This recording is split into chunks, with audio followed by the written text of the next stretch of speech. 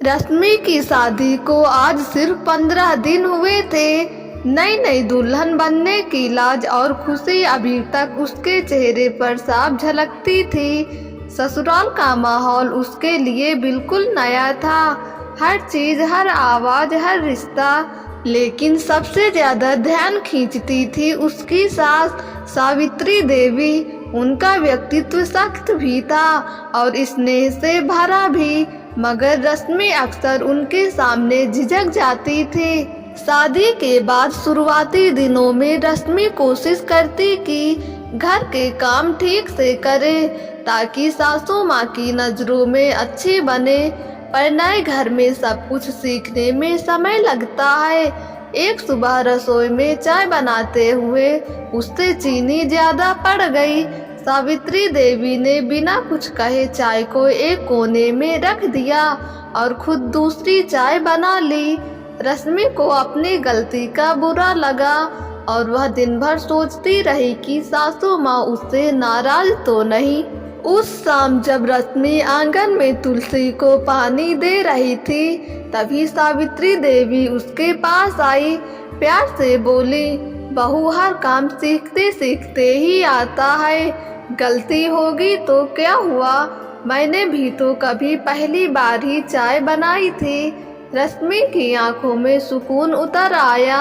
उसे महसूस हुआ कि सासू माँ उतनी कठोर नहीं थी जितना वह सोच रही थी। दिन बीतते गए।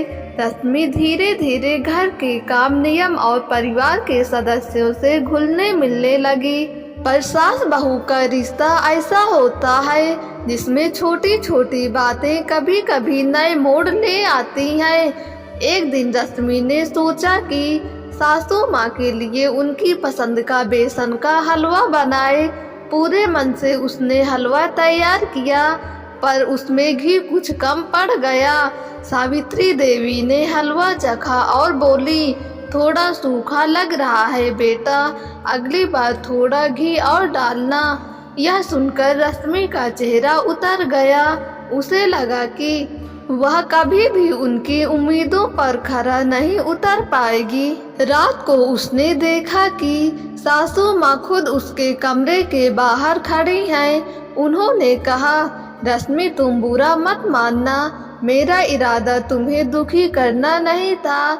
मैं सिर्फ चाहती हूँ कि तुम सीखो, तुम कोशिश बहुत अच्छा करती हो। सावित्री देवी का यह अपनापन रश्मि के दिल में उतर गया। वह मुस्कुराई और बोली, माँ, आपकी हर बात मुझे अच्छा बनाना सिखाती है। धीरे धीरे रिश्ते में मिठास बढ़ने लगी। रश्मि अब हर काम सासू माँ से पूछ पूछ कर करती और सावित्री देवी भी हर छोटी सी उपलब्धि पर उसकी सराहना करती। दोनों के बीच समझदारी पनपने लगी।